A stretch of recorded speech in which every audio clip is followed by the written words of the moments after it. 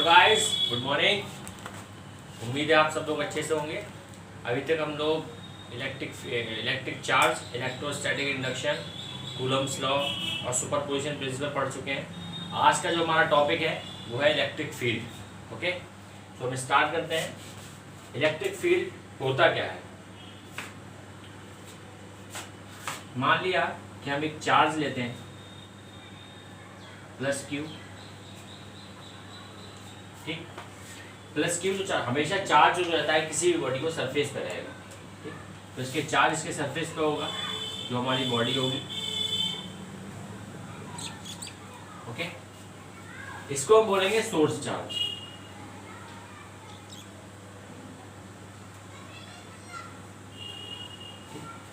एक और चार्ज लेते हैं पॉइंट चार्ज थोड़ी दूरी पर, इसको हम क्यू नॉट बोल देते हैं। इसको बोलेंगे हम टेस्ट चार्ज। टेस्ट चार्ज,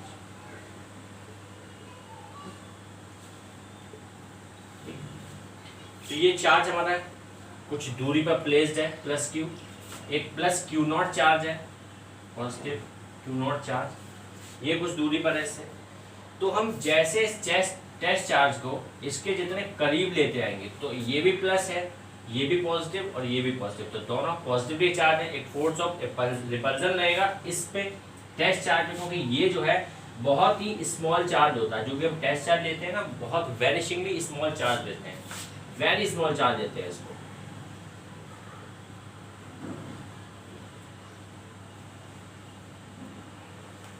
ठीक, तो ये इसके ऊपर फोर्स ऑफ रिपल्जन लगाएगा। किस डायरेक्शन में होगी? राइट साइड, अपोजिट डायरेक्शन में। ये F, ठीक।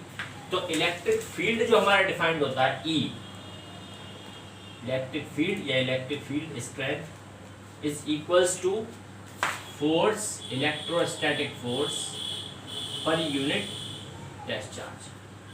मतलब क्या है कि ये जो हमारा चार्ज है ये अपने चारों स्फेरिकली शेप में पूरा चारों तरफ एक क्या करता है, एक स्पेस क्रिएट कर देता है कि जैसे ही अगर कोई दूसरा चार्ज उस स्पेस के अंदर आएगा तुरंत उसको एक फोर्स ऑफ अट्रैक्शन या रिपल्जन देगा। इसी को हम लोग इलेक्ट्रिक फील्ड बोलते हैं। तो यही होता है हमारा इलेक्ट्रिक फील्ड। क्या है? स्पेस है जो क्रिएट हो जाता है किसी भी चार्ज के चारों तरफ, जिससे कि अगर कोई दूसरा चार्ज उसके उस स्पेस में एंटर करे तो उसको फोर्स ऑफ अट्रैक्शन या फोर्स ऑफ रिपल्जन उसमें मिले। ठीक, अब इसकी हम यूनिट देख लेते हैं। ऐसा यूनिट फोर्स की होती है न्यूटन और इसकी चार्ज की होती है कूलम। तो इसकी यूनिट हो गई ऐसा यूनिट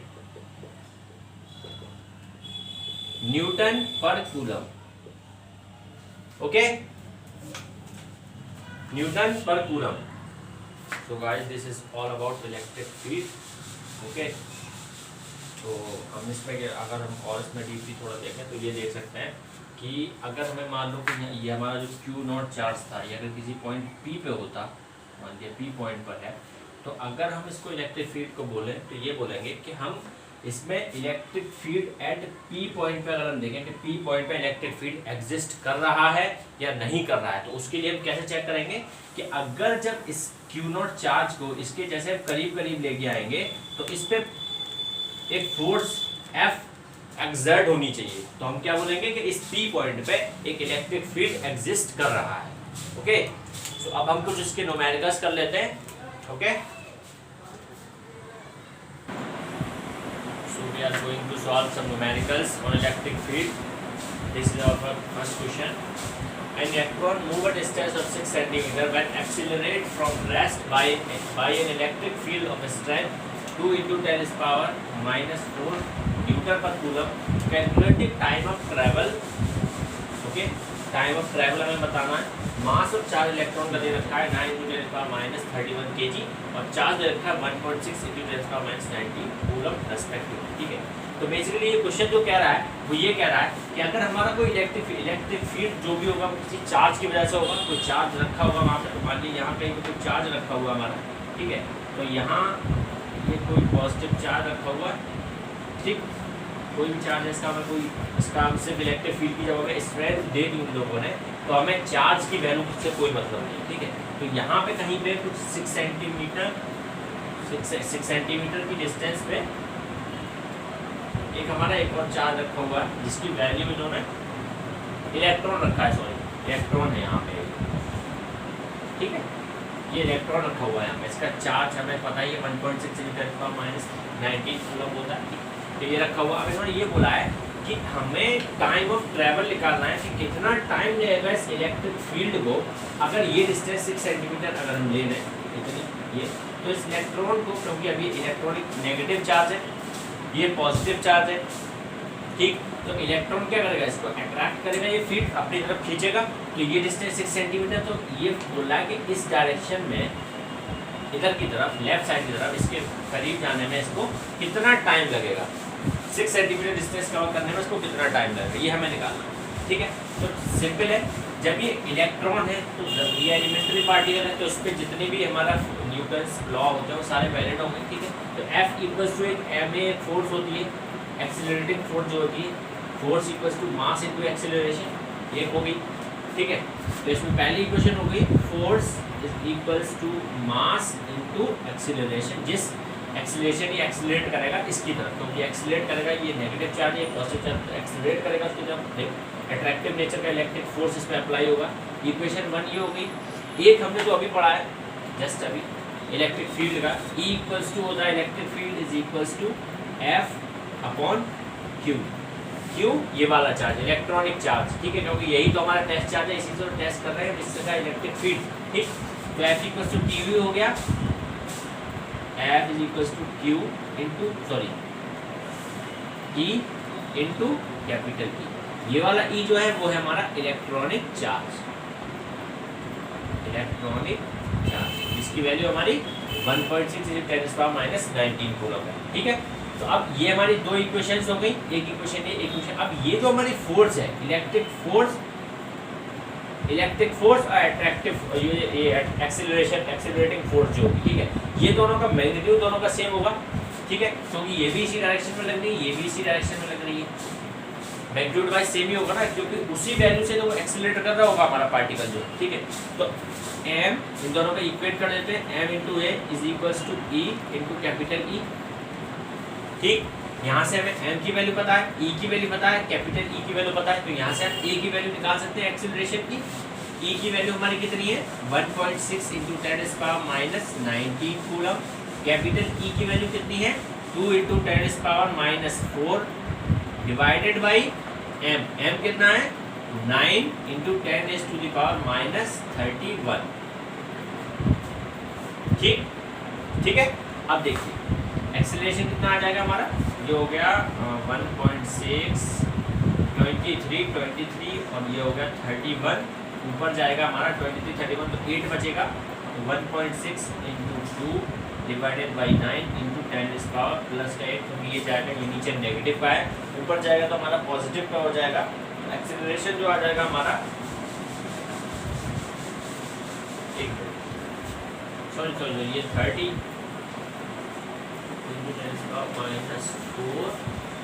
10⁻⁴ सारे सेम है,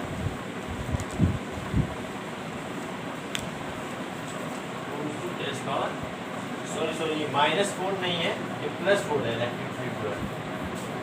इलेक्ट्रिक फील्ड जो है ये हमारा +4 है, +4, ठीक है, +4।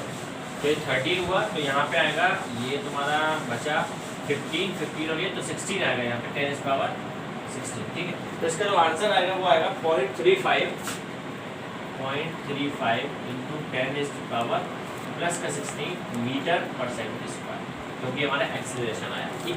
तो अब हमें इसका एक्सीलरेशन पता चल गया, ठीक। तो अब हमें इसमें निकालना है टाइम ऑफ ट्रैवल, मतलब इसे इतनी डिस्टेंस कवर करने में कितना टाइम लगेगा, ठीक है। तो हमें इसका एक्सीलरेशन पता है, ए की वैल्यू हमें पता है 0.35 × 10⁻16 मीटर/सेकंड², ठीक।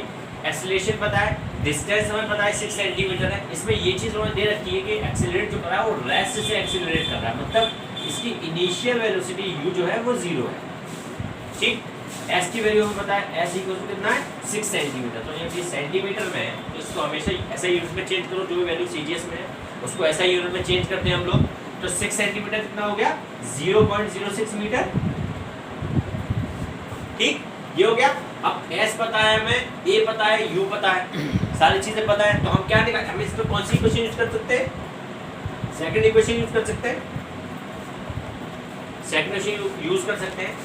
कौन सी वाली इक्वेशन होती है मोशन में, सेकंड इक्वेशन जो होती है s equals to ut plus half t square, half a into T square. यहाँ से t जो होता है टाइम ऑफ ट्रेवल होता है, ठीक। इनिशियल वेलोसिटी हमारी 0 है, तो ये हमारा टर्म पूरा 0, s की वैल्यू हमें दे रखी है 0.06 metre equals to half into a, acceleration हमें दे रखा है 0.35 इंटू 10⁻16, ठीक, into T square 2 into 0.06 0.12 is equals to 0.35 into 10⁻16 into T square, ठीक। यहाँ से ये दो पॉइंट सीधा डिवीजन में कैंसिल आउट, ठीक।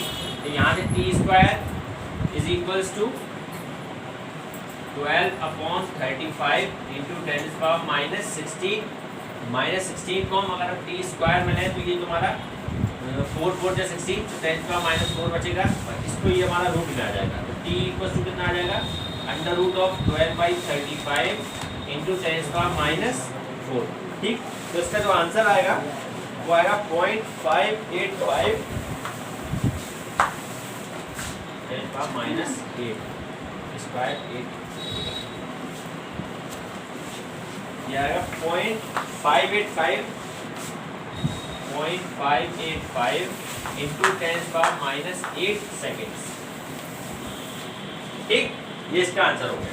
इसका जब हमने स्क्वायर रूट लिया, क्योंकि अब इसको हम ऐसे लिख सकते हैं ना, 10⁻⁻16 को स्क्वायर रूट लेंगे तो कैसे लिखेंगे, 10⁻⁻8 इंटू 10⁻8, ठीक। जब दोनों का ये तुम्हारा बेस सेम है, पावर सेम है, तो ये दो हमारे इसके दो पेयर जो बने, इसमें से एक पेयर बाहर ले लेंगे, क्योंकि जब हमेशा मल्टीप्लिकेशन में होता है तो पावर्स क्या होती है, एडेड हो जाती है, तो 10⁻16 बनाएंगे, तो यहाँ से एक जो होगा वाला टर्म ये बाहर ले लेंगे, क्योंकि स्क्वायर रूट है बाहर, तो इसीलिए 10⁻8 इसका स्क्वायर रूट हो गया, ठीक है। तो यहाँ पे लिख दिया है, इसको सॉल्व किया तो ये आ गया 0.585 इंटू 10⁻8 सेकेंड्स, ओके। एक और क्वेश्चन देख लेते हैं, क्वेश्चन समझ में आ गया होगा आई थिंक, ओके। एक और क्वेश्चन हम लोग देखते हैं। तो guys proceed to the next question, ये एनसीईआरटी का है। An electron falls through a distance of 1.5 cm in a uniform electric field of magnitude 2 × 10⁴ metre पर कूलम, ओके। तो यूनिफॉर्म इलेक्ट्रिक फील्ड का जो यहाँ मतलब है वो ये है कि इसमें थ्रू आउट पूरी जो दो ये प्लेट्स दे रखी है नेगेटिव चार्ज पॉजिटिव, तो थ्रू आउट इसके अंदर पूरा हर एक पॉइंट पे इलेक्ट्रिक फील्ड का जो वैल्यू होगी वो उतनी ही होगी, उसको बोलेंगे यूनिफॉर्म इलेक्ट्रिक फील्ड, ठीक है। The direction of field is reversed, सबसे पहली डायरेक्शन ये थी, ए केस इसमें ये डायरेक्शन थी। हमेशा जो इलेक्ट्रिक फील्ड का जो डायरेक्शन होता है वही डायरेक्शन होता है जो फोर्स का डायरेक्शन होता है। अगर इसमें फोर्स देखें, ठीक है, तो फोर्स जो होगी फोर्स ऑफ अट्रैक्शन होगी इन दोनों के बीच में, तो पॉजिटिव टू नेगेटिव होगी अट्रैक्शन फोर्स पॉजिटिव के लिए, तो हमेशा जो पॉजिटिव के लिए जो हमारी फोर्स होती है उसी का डायरेक्शन हमारा इलेक्ट्रिक फील्ड का डायरेक्शन होता है। तो इसीलिए ज़्यादातर हमेशा देखो कि प्लस टू नेगेटिव ही हमेशा इलेक्ट्रिक फील्ड का डायरेक्शन होगा, प्लस टू नेगेटिव ही इलेक्ट्रिक फील्ड का डायरेक्शन होगा, ठीक है। तो इसमें पहला केस ये है, पहला केस जिसमें कि एक इलेक्ट्रॉन इसमें दो प्लेट्स के बीच में जो यूनिफॉर्म इलेक्ट्रिक फील्ड है दोनों प्लेट्स के बीच में, ये इलेक्ट्रॉन इसमें रख रखा है, ठीक है। दूसरा केस है इसमें कि डायरेक्शन इलेक्ट्रिक फील्ड का रिवर्स कर दिया है, पहले ये डाउनवर्ड अपवर्ड था, अब अपवर्ड टू डाउनवर्ड कर दिया, प्लेट्स को इंटरचेंज कर दिया, ठीक है। The direction of field is reverse keeping its magnitude unchanged, मतलब इसका मैग्नीट्यूड दोनों का सेम है, ये भी ई है ये भी ई है, इसकी वैल्यू 2 × 10⁴ न्यूटन पर कूलम। उसके बाद में जब इसका डायरेक्शन हमने रिवर्स किया तो उसमें हमने प्रोटॉन रख दिया, यहाँ पे इलेक्ट्रॉन था, यहाँ पे हमने प्रोटॉन से उसको चेंज कर दिया, ठीक। सेम डिस्टेंस से सारी चीज बाकी की सेम, सिर्फ प्रोटॉन को इलेक्ट्रॉन इंटरचेंज कर दिया गया। इसमें भी हमें टाइम ऑफ फॉल बताना है दोनों केसेस में। दूसरा जो हमें ए की जो दोनों की सिचुएशन लेनी है, ए और बी दोनों, क्योंकि हम ए के ही जरिए तो बी को ले रहे हैं, सिर्फ चेंज क्या कर रहे हैं, इलेक्ट्रॉन को प्रोटॉन से चेंज कर दे रहे हैं, ठीक है। तो ये जो सिचुएशन लेनी है वो हमें फ्री फॉल अंडर ग्रेविटी लेनी है। फ्री फॉल अंडर ग्रेविटी का मतलब होता है कि उसकी इनिशियल वेलोसिटी जो है वो 0, फ्री फॉल अंडर ग्रेविटी का मतलब ये होता है कि उसकी इनिशियल वेलोसिटी क्या है हमारी 0 है। ठीक, ये हो गया। अब लास्ट क्वेश्चन में हमने जो इक्वेशंस दो हमने जो यूज की थी वही हम यहाँ पे इक्वेशन यूज करेंगे।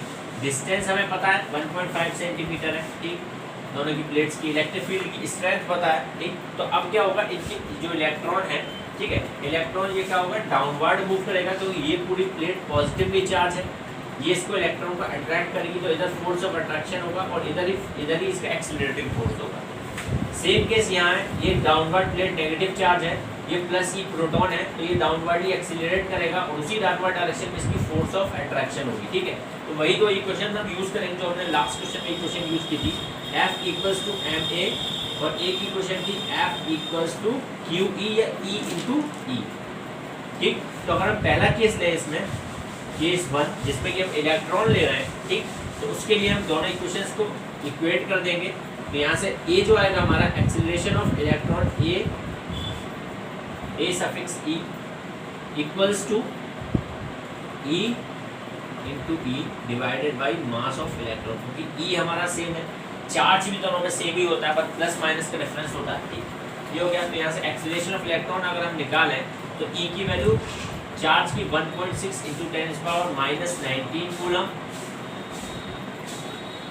इलेक्ट्रिक फील्ड स्ट्रेंथ की वैल्यू 2 इंटू 10⁴ न्यूटन पर coulomb, divided by mass of electron हमारा 9.1 इंटू 10⁻⁻31 kg, ठीक है। तो इसकी जो एक्सीलरेशन की जो वैल्यू हमारी आएगी वो आएगी 2.9,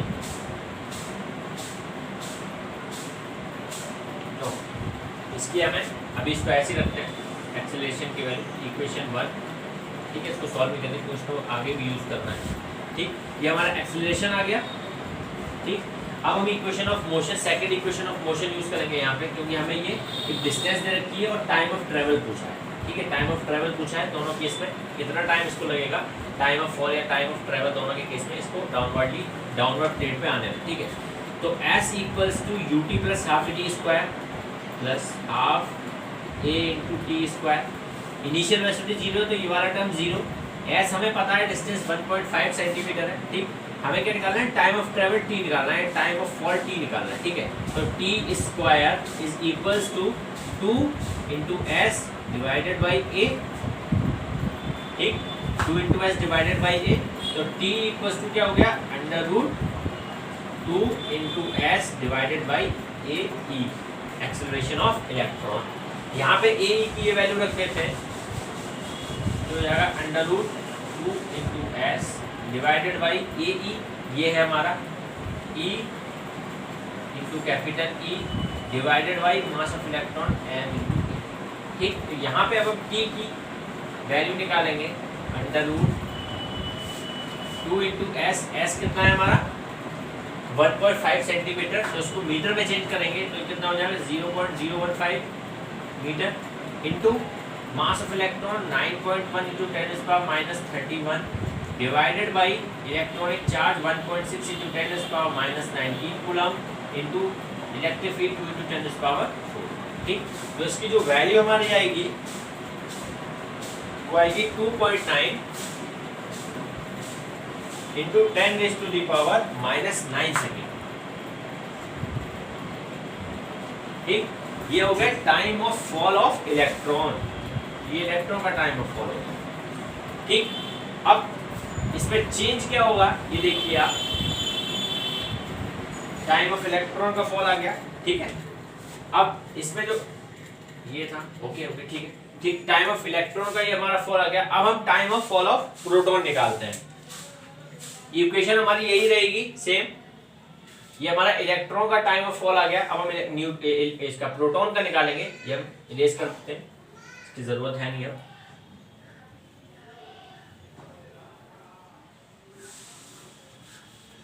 ओके, सो प्रोटॉन के लिए हम Tp यूज कर लेते हैं। Tp is equals to √2 into s into mass of proton divided by E, same ही रहता है, इंटू E, ठीक। ये हो गया। अब इसमें एक बात देखिए, मास ऑफ इलेक्ट्रॉन तो हमको पता है, मास ऑफ इलेक्ट्रॉन हमारा कितना होता है 9.1 इंटू 10⁻⁻31। लेकिन हमारे मास ऑफ प्रोटॉन की वैल्यू क्या होती है बताइए। मास ऑफ प्रोटॉन की वैल्यू हमारी कितनी होती है? मास ऑफ प्रोटॉन जो हमारा होता है उसकी वैल्यू होती है 1.67 इंटू 10⁻⁻27। ठीक है, उसी के थ्रू हम इसको कैलकुलेट करेंगे। Under root of 2 into S that is 0.015 into mass of proton 1.67 into 10⁻⁻27 divided by electronic charge, दोनों पे सेम रहता है 1.6 10⁻⁻19 इंटू ई इलेक्ट्रिक फील्ड की वो क्या थी वैल्यू 2 इंटू 10⁻⁴। ठीक, इसका जो हमारा आंसर आएगा वो आएगा 1.25 इंटू 10⁻⁻7 सेकेंड्स। ठीक, 1.25 10⁻⁻7 सेकेंड्स। अब देखो इसमें दो चीज हमें इसमें एक चीज हमें बहुत इंपॉर्टेंट कंक्लूजन हमें निकल रहा है क्या कि इसका टाइम ऑफ जो फॉल है प्रोटॉन का वो है 1.25 10⁻⁻7 सेकेंड्स। इलेक्ट्रॉन का है 2.9 इंटू 10⁻⁹ सेकेंड्स। ठीक है, तो टाइम ऑफ फॉल ऑफ जो हमारा इलेक्ट्रॉन आ रहा है टीई वो हमारा क्या है ज्यादा है एज कंपेयर टू प्रोटॉन। ठीक है, मतलब इसको ज्यादा टाइम लग रहा है। हाँ, एक मिनट,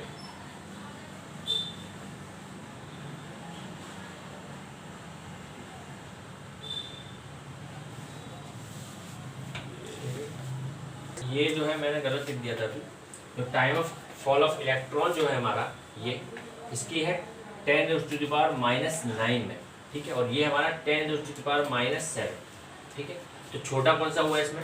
ये वाला छोटा हुआ, ये बड़ा हुआ। ठीक है, तो time of fall of electron जो है वो क्या है कम है time of fall of proton से, मतलब प्रोटॉन को ज्यादा टाइम लग रहा है फॉल होने में। ठीक है, तो अब प्रोटॉन जो है वो उसका मास भी ज्यादा है।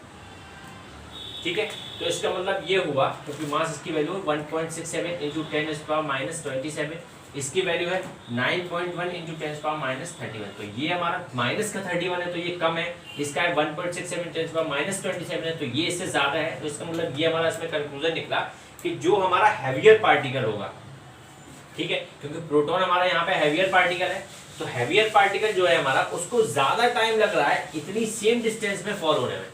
ठीक है, तो इसका मतलब ये हुआ कि जब हम इलेक्ट्रिक फील्ड के इसमें कांटेक्ट में बात करते हैं, ठीक है, तो उसमें क्या होता है कि जो हमारा टाइम ऑफ फॉल होता है वो हमारा मास पे डिपेंड कर रहा है, क्योंकि जितना ज्यादा भारी पार्टिकल होगा उसको उतना ही टाइम लगेगा फॉल होने में। लेकिन अगर हम वैसे देखें ओरिजिनल फॉर्म में जो मोशंस होते हैं हमारे फ्री फॉल अंडर ग्रेविटी के केस में बिना हमारे इलेक्ट्रिक फील्ड के, उसमें क्या होता है, उसमें जो हमारा टाइम ऑफ फॉल होता है वो हमारा मास पे डिपेंड नहीं करता। कितनी भी भारी एक अगर हम एक ऊपर से अगर हम एक हाथी को फेंकें, ठीक है, फ्री फॉल के अंदर, और एक चींटी को फेंकें, तो दोनों की जो टाइम ऑफ फॉल होगा दोनों का सेम होगा, सेम टाइम पे आके नीचे ग्राउंड पे लगेंगे वो। लेकिन यहाँ पे क्या हो रहा है, यहाँ पे मतलब जो टाइम ऑफ ये है फॉल वो हमारा मास पे डिपेंड कर रहा है। ठीक, तो ये चीज में इलेक्ट्रिक फील्ड के केस में अलग हो जाती है मोशन से। ठीक है गाइस, हमारा नेक्स्ट टॉपिक है electric field due two point charge.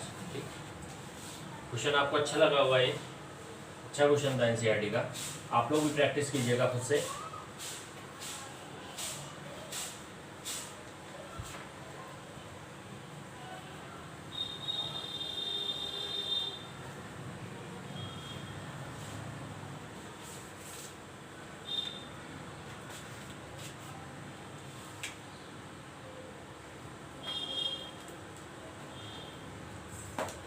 Electric field due to a point charge.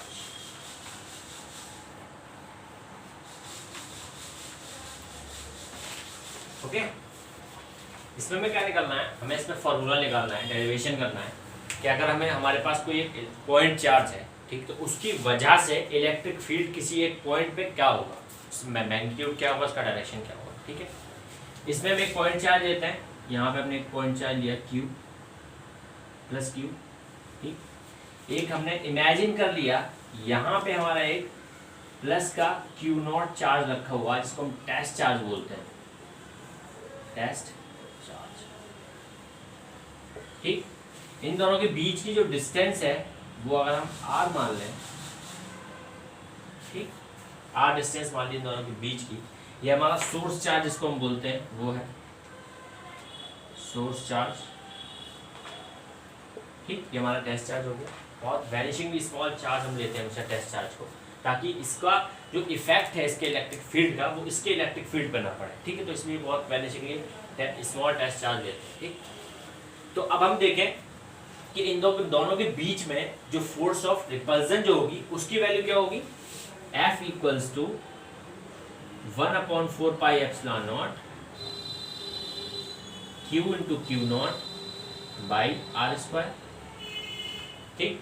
अगर हम इसको मैग्नीट्यूड फॉर्म में लिखें, सॉरी वेक्टर फॉर्म में लिखें, तो इसको r की यूनिट वेक्टर से मल्टीप्लाई कर देंगे, r कैप जो इसी डायरेक्शन में होगा, r कैप, ठीक, तो फोर्स भी इसका इसी डायरेक्शन में है, F वेक्टर, ठीक है, इक्वेशन 1, ठीक। अब इस पॉइंट पे जो हमारा टेस्ट चार्ज रखा हुआ, मान लीजिए पॉइंट P है, तो इस P पॉइंट पे, ठीक है, इसकी वजह से इलेक्ट्रिक फील्ड क्या होगा, ठीक है, इसकी एग्जिस्टेंस की वजह से यहाँ पे इलेक्ट्रिक फील्ड क्या होगा P पॉइंट पे, वो हमारे लिए पास एक फॉर्मूला है, E इक्वल्स टू क्या होता है, F अपॉन क्यू नॉट, जो कि हमारा टेस्ट चार्ज है, ठीक है, फोर्स पर यूनिट चार्ज, ठीक। तो यहाँ पे भी हम वही करेंगे, तो ये हो जाएगा E cap equals to force हमारे पास ये पता है 1/4 pi epsilon naught Q into Q naught by R square, इसको हमें डिवाइड किसे करना है, क्यू नॉट से, ठीक। तो ये क्यू नॉट कैंसिल, तो E की जो हमारे पास वैल्यू आ गई वो आ गई 1/4 pi epsilon naught Q by R square, और यहाँ पे आर कैप किसके लिए, इसके डायरेक्शन के लिए, ठीक है। तो अगर हम मैग्नीट्यूड वाइज देखें इसको E की वैल्यू, तो ये आएगा 1/4 pi epsilon naught Q by R square, ठीक। ये क्या आ गया, ये E का फॉर्मूला आ गया, electric field due to a point charge, electric field due to a point charge, ठीक है। अब इसमें ये भी देखिए जो इलेक्ट्रिक फील्ड है, क्योंकि ये सारी चीजें तो कांस्टेंट रहेंगी, चार्ज किसी बॉडी पे कांस्टेंट रहेगा, 1/4 पाई एप्सिलॉन नॉट कांस्टेंट होता ही है, तो E जो आ रहा है हमारा वो क्या आ रहा है, इनवर्सली प्रोपोर्शनल आ रहा है किसके, आर स्क्वायर के, ठीक। मतलब अगर हम एक स्फेरिकल बॉडी ले रहे हैं, स्फेरिकल बॉडी ले लें इस तरीके से, ठीक, स्फेरिकल बॉडी लें, इसके अंदर अगर कोई प्लस चार्ज रखा हुआ है, प्लस Q, ठीक है, तो जो डायरेक्शन होगा हमारा, जो R की तरफ होगा, मान लिया अगर यहाँ कहीं पे अगर हमें इलेक्ट्रिक फील्ड करना, तो इसका डायरेक्शन ये होगा, इस डायरेक्शन में ऐसे, तो प्लस Q जब होगा तो एक हमें आगे हमारे पास एक टॉपिक आएगा इलेक्ट्रिक फील्ड लाइंस, तो इससे जो इलेक्ट्रिक फील्ड लाइंस है वो बाहर की तरफ निकलेंगी प्लस Q चार्ज से, ठीक। अब देखिए E जो है हमारा वो इनवर्सली प्रोपोर्शनल है आर स्क्वायर के, मतलब जैसे जैसे हम डिस्टेंस को ज्यादा करते जाएंगे, बढ़ाते जाएंगे, ठीक है, डिस्टेंस बढ़ाएंगे, तो इलेक्ट्रिक फील्ड क्या होगा, वो घटेगा, ठीक है। मतलब जैसे जैसे हम इससे चार्ज से जितना दूर होते जाएंगे, इलेक्ट्रिक फील्ड की जो स्ट्रेंथ है उस पॉइंट के वो डिक्रीज होती जाएगी। इसी तरह से वाइस वर्सा है कि अगर हम आर को अगर हम कम करते जाएंगे तो इलेक्ट्रिक फील्ड की जो स्ट्रेंथ है वो बढ़ती जाएगी, ठीक है।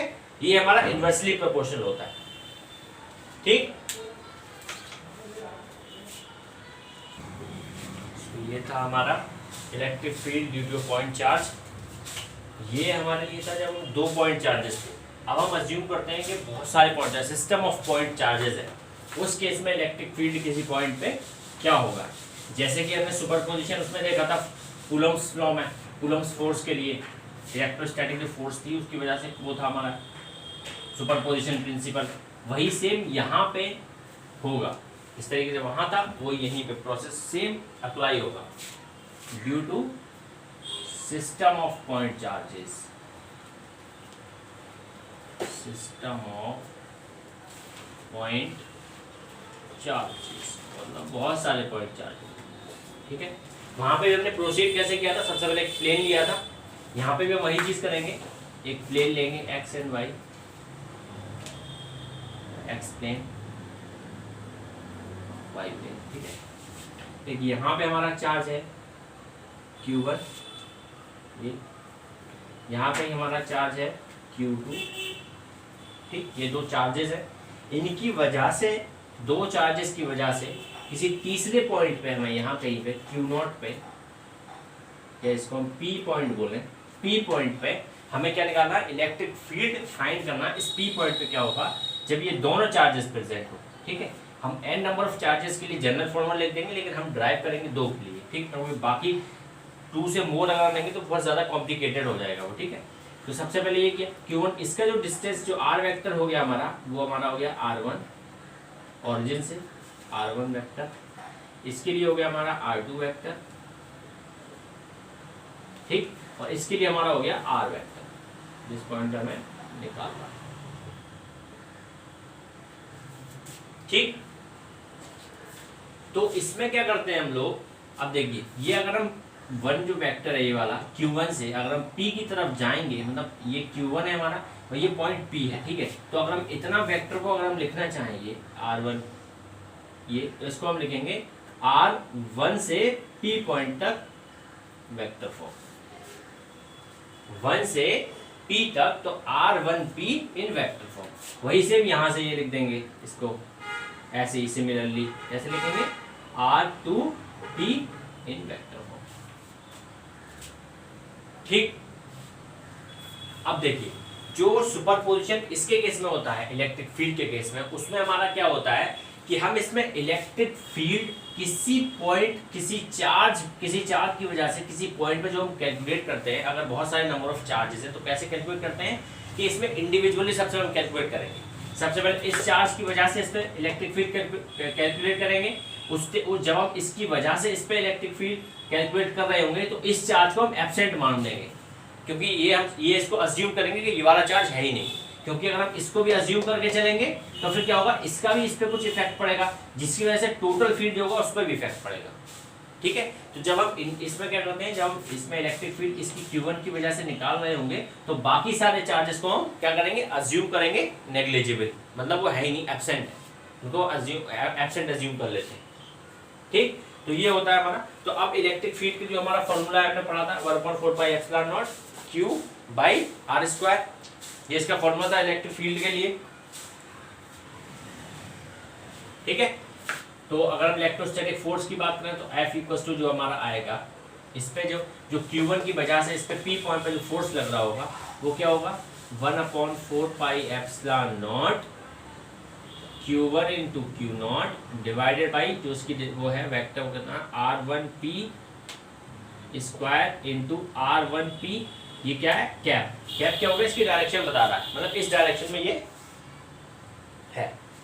ठीक है, ये इसका डायरेक्शन हो गया। अब हम इसके लिए इलेक्ट्रिक फील्ड की अगर हम बात करें तो E इक्वल्स टू हो जाएगा 1/4πε0, ये E1 हम ले लें क्योंकि पहले चार्ज की वजह से इस P पॉइंट पे हम निकाल रहे हैं 1/4πε0। ठीक, तो Q1 by R1P square into R1P in vector form, ये होगा इक्वेशन 1 डैश।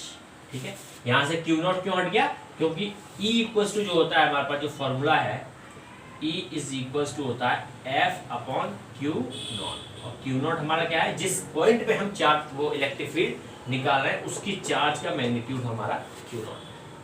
ठीक, तो ये हमारा E1 आ गया। सिमिलर वे में हम E2 निकाल देंगे। E2 क्या होगा, 1/4πε0 Q2 by R2P square into R2P vector form, equation 2। ऐसे ही सिमिलरली मान लिया बहुत n नंबर ऑफ चार्जेस हो तो उस केस में जो E जो नेट जो इलेक्ट्रिक फील्ड होगा इस पे P पॉइंट पे नेट इलेक्ट्रिक फील्ड होगा EP मान लेते हैं। Electric field, total electric field at point P due to all the number of n number of charges, तो E इक्वल्स टू हो जाएगा E1 vector plus E2 vector plus E3 vector plus up to En vector.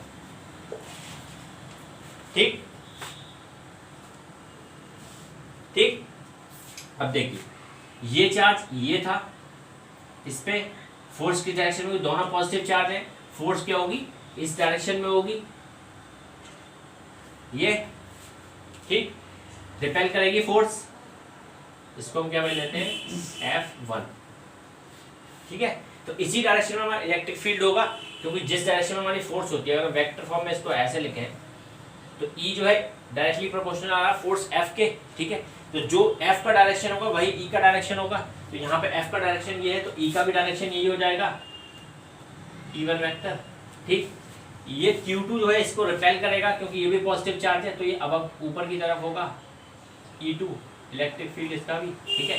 तो इसका जो net जो होगा, अगर हम parallelogram law of vector addition apply करें तो नेट यहाँ से इसका निकलेगा जो कि होगा E at P।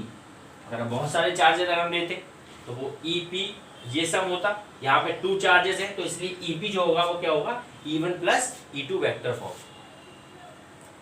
ठीक। तो अगर हम इन जनरल इसका फॉर्मूला लिखना चाहें, इन जनरल तो कैसे लिखेंगे, E at P vector is equals to 1/4 pi epsilon naught,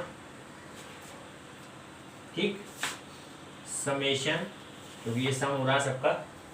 अगर हम यहाँ पे I ले लें, I equals to 1 to n, total n number of charges है, यहाँ पे आ जाएगा QI अपॉन R2P स्क्वायर है, P क्या है जिस पॉइंट पे हम निकाल रहे हैं, तो यहाँ पे आ जाएगा RIP स्क्वायर, ठीक। और अगर वेक्टर फॉर्म में लिख रहे हैं तो मल्टीप्लाई किससे कर देंगे, RIP इन वेक्टर फॉर्म, ठीक है।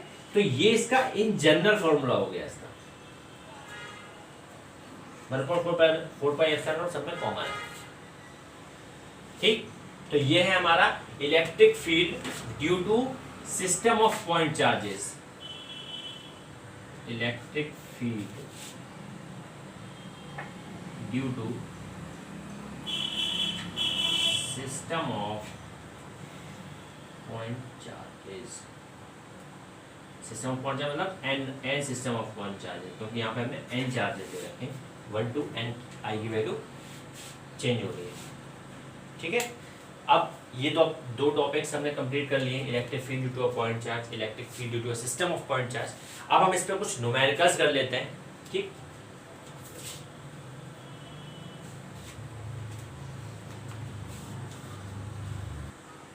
तो ये हमारा क्वेश्चन है जो बेस्ड है सुपरपोजिशन ऑफ इलेक्ट्रिक फील्ड के प्रिंसिपल पे बेस्ड है, ठीक। क्वेश्चन है 2 point charges of plus 16 microcoulomb and minus 9 microcoulomb are placed 8 centimeter apart in air. Determine the position of the point at which the resultant field is 0. मतलब हमें क्या निकालना है, दो हमारे पास पॉइंट चार्जेस हैं, एक प्लस 16 माइक्रोकूलम माइनस 9 माइक्रोकूलम, दोनों एक एयर में प्लेस्ड है, जो कि डिस्टेंस हमारी दोनों दे रखी है 8 सेंटीमीटर, दोनों दूरी पे डिस्टेंस है, ठीक है। अब हमें उन दोनों के बीच में कहीं, क्योंकि दोनों ही एक पॉजिटिव चार्ज एक नेगेटिव चार्ज है, ठीक है, दोनों की वजह से इलेक्ट्रिक फील्ड होगा स्पेस में होगा, ठीक है। तो वही इलेक्ट्रिक फील्ड जो दोनों की वजह से होगा, उनका जो हम वेक्टर सम लेंगे सुपरपोजिशन प्रिंसिपल, तो वो किस पॉइंट पर उसका रिजल्टेंट 0 आएगा वो हमें इसमें कैलकुलेट करना है, ठीक है। तो क्वेश्चन के अकॉर्डिंग हम देखते हैं, ये हमारा हो गया प्लस 16 माइक्रोकूलम चार्ज, तो यहाँ पर रखा हुआ है, ठीक। यहाँ कहीं पे हो गया हमारे पास माइनस का 9 माइक्रोकूलम, ठीक। ये इसकी लाइन ऑफ ज्वाइन हो गई,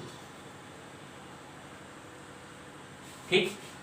ये डिस्टेंस टोटल कितनी है 8 सेंटीमीटर, 8 सेंटीमीटर, ठीक। अब देखिए ये पॉइंट ए हो गया जिस पॉइंट पे प्लस 16 माइक्रोकूलम है, ये पॉइंट बी है जहाँ पे माइनस 9 माइक्रोकूलम, ठीक है। तो हम अज्यूम कर लेते हैं कि लेट्स अज्यूम कहीं पर कोई पॉइंट पी लाई कर रहा है, यहाँ कहीं पे पी पॉइंट है, ठीक है। तो हम अज्यूम करते हैं कि let's assume at point P the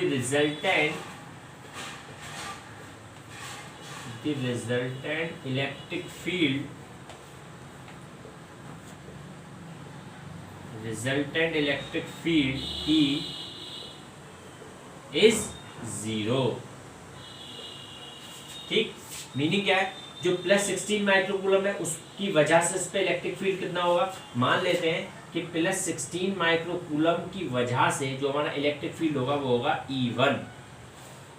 ठीक, जो माइनस 9 माइक्रोकूलम है उसकी वजह से जो इलेक्ट्रिक फील्ड होगा उसको अज्यूम कर लेते हैं E2। ठीक, तो इस पॉइंट पे P पे जो हमारा नेट इलेक्ट्रिक फील्ड होगा वो क्या होगा, E1 प्लस E2।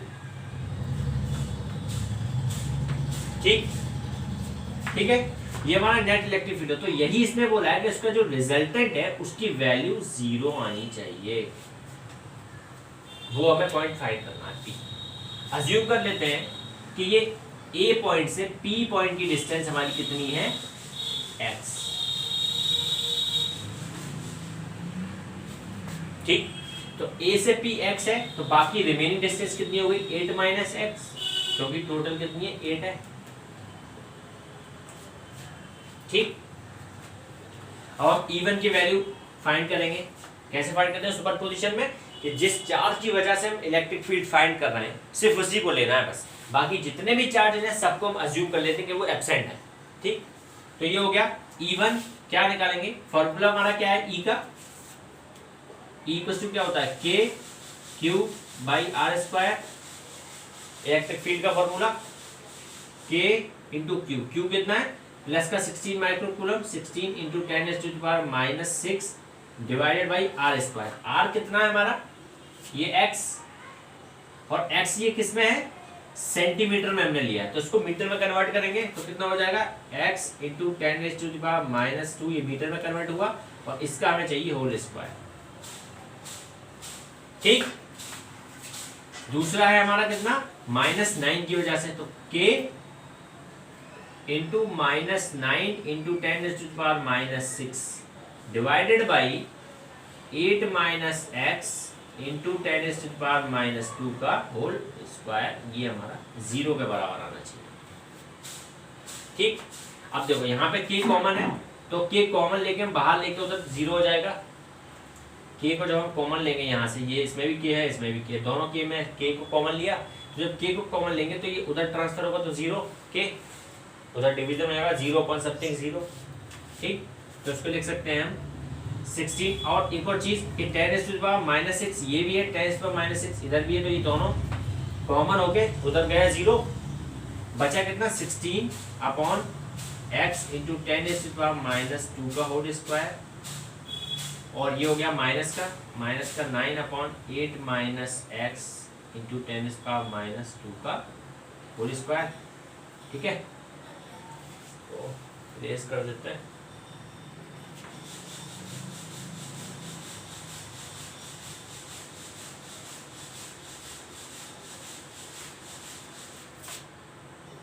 ये आ गया हमारा 16 upon X square into 10⁻⁻4 minus, ये इक्वल टू हमारा 0 होगा, माइनस का 9 अपॉन 8 माइनस एक्स का whole square into 10⁻⁻4 equal to 0। अब देखो 10⁻⁻4 भी कॉमन है, ये भी कॉमन लेके उधर 0। अब देखो इसको जो आएगा वो आएगा 16 upon X square is equals to 9 upon 8 minus X का होल स्क्वायर, ये आ गया। ठीक है, अब देखो दोनों साइड अगर हम स्क्वायरिंग ले लें तो ये इधर एक्स स्क्वायर इधर स्क्वायर, इसका स्क्वायर हट जाएगा, दोनों तरफ स्क्वायर रूट ले लेंगे तो हम लेंगे टेकिंग स्क्वायर रूट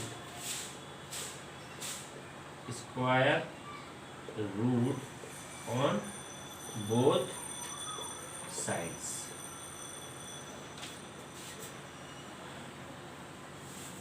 ठीक, स्क्वायर रूट लेते हैं बोथ साइड में, तो क्या आ जाएगा ये 4/x इक्वल्स टू, एक और चीज है कि जब कभी भी हम स्क्वायर रूट लेते हैं, ठीक है, तो जो अपोजिट साइड रहता है right hand side RHS side पे, उस पर हमेशा हम प्लस माइनस साइन लेके उसको स्क्वायर रूट लेते हैं।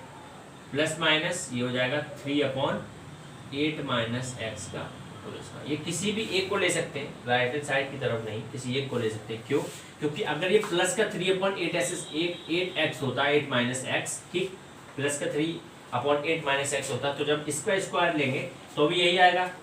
अगर ये माइनस का 3/8 माइनस एक्स होता जब भी इसका स्क्वायर लेते तो माइनस माइनस का स्क्वायर क्या हो जाता, प्लस हो जाता, तो जब भी यही आता। ठीक है, तो इसलिए हम इसे प्लस माइनस लेके चलते हैं। ठीक, तो पहले केस में हम लेंगे केस 1A, जिसमें कि हम इसका पॉजिटिव साइन लेंगे, पॉजिटिव साइन। ठीक है, पॉजिटिव साइन जब हमने इसका अज्यूम किया तो ये हो गया 4/x इक्वल्स टू 3/8 - x। ठीक, cross multiply 4 8 32 minus 4x equals to कितना हो गया 3x। ठीक, तो यहाँ से x की वैल्यू कितनी आ गई 32/7 सेंटीमीटर, इसकी x की वैल्यू आ गई।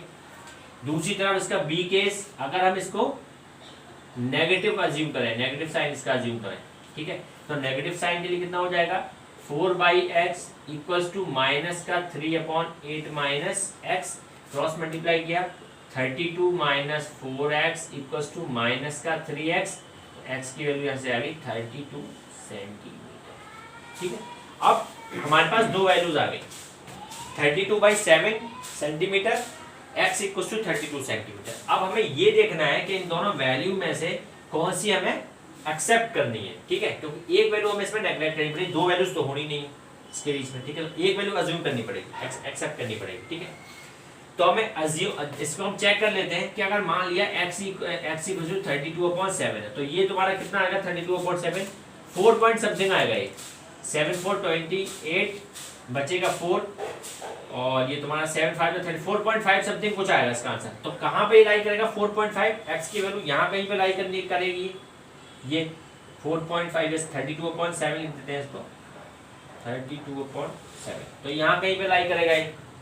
ठीक, जब यहाँ पे लाई करेगा तो इसका मतलब क्या है, जब हम किसी भी पॉइंट पे किसी एक सोर्स चार्ज की वजह से जब हम इलेक्ट्रिक फील्ड कैलकुलेट करते हैं तो उस पॉइंट पे हम पॉजिटिव टेस्ट चार्ज लेते हैं। तो यहाँ पे भी जब हमने एक पॉजिटिव टेस्ट चार्ज अज्यूम कर लिया +Q0, ठीक, तो ये भी पॉजिटिव है, तो ये इसको क्या करेगा, रिपेल करेगा इधर की तरफ, इस डायरेक्शन में RHS की तरफ। ये हमारा नेगेटिव चार्ज है, ये प्लस पॉजिटिव चार्ज, तो ये इसकी वजह से जो उस पर इलेक्ट्रिक फील्ड होगा वो क्या होगा, इसी डायरेक्शन में होगा, क्योंकि ये इसको अट्रैक्ट करेगा, क्योंकि इलेक्ट्रिक फील्ड का जो डायरेक्शन होता है वही हमारा फोर्स का डायरेक्शन होता है, क्योंकि E इक्वल्स टू क्या होता है F/Q, तो जो हमारा फोर्स का डायरेक्शन होगा वही हमारा E का डायरेक्शन होगा। तो इस केस में फोर्स का डायरेक्शन क्या होगा, रिपेल होगा, इस केस में फोर्स का डायरेक्शन होगा अट्रैक्शन होगा। तो नेट इलेक्ट्रिक फील्ड यहाँ पे कभी जीरो हो ही नहीं सकता, क्यों, क्योंकि दोनों इलेक्ट्रिक फील्ड का डायरेक्शन सेम डायरेक्शन है। यहाँ पे E1 है, ये हमारा E2 है, मतलब E1 और E2 दोनों सेम डायरेक्शन में है, इसलिए ये चीज, ये वाली जो वैल्यू है 32/7 एक्सेप्टेबल नहीं है। ठीक है, तो हम लिख देंगे यहाँ पे for x equals to 32/7 centimeter, the direction of E1 and E2 are same, hence the resultant cannot be 0। ठीक है, अब हम 32 सेंटीमीटर वाला लेते हैं, ये पहला केस था A वाला, B वाला लेते हैं 32 सेंटीमीटर के लिए। अगर हम 32 सेंटीमीटर लेते हैं x की वैल्यू, ठीक है, ये टोटल 8 सेंटीमीटर है, 32 सेंटीमीटर कहीं पे इसके बाहर होगी, मान लिया यहाँ कहीं है 32 सेंटीमीटर, ये हमारा 32 सेंटीमीटर का ये वाला पॉइंट, C पॉइंट। ठीक, तो 32 सेंटीमीटर है, तो ये A की वजह से इस पे चार्ज क्या होगा, क्योंकि फोर्स का डायरेक्शन क्या होगा, अपोजिट होगा, क्योंकि इसको रिपेल करेगा, इस डायरेक्शन में होगा RHS की तरफ। ठीक, और ये इसको अट्रैक्ट करेगा फोर्स, तो ये इस डायरेक्शन में होगा, मतलब क्या डायरेक्शन में है इसकी, इसका इस डायरेक्शन में है, ये हमारा E1 और ये हमारा इसके जस्ट अपोजिट है क्या, E2। तो जब हम x इक्वल्स टू 32 सेंटीमीटर ले रहे हैं तो यहाँ पे E1 E2 क्या है, एक दूसरे के अपोजिट डायरेक्शन में है, तो यहाँ पे केस हो सकता है कि इनका रिजल्टेंट 0 आ जाए। ठीक है, तो हम क्या लिख देंगे, for x equals to 32 centimetre, the direction of E1 and E2 are opposite and hence the resultant can be 0। Okay, बहुत अच्छा क्वेश्चन है, देखिए समझिए। कोई भी डाउट हो पूछिए। ओके।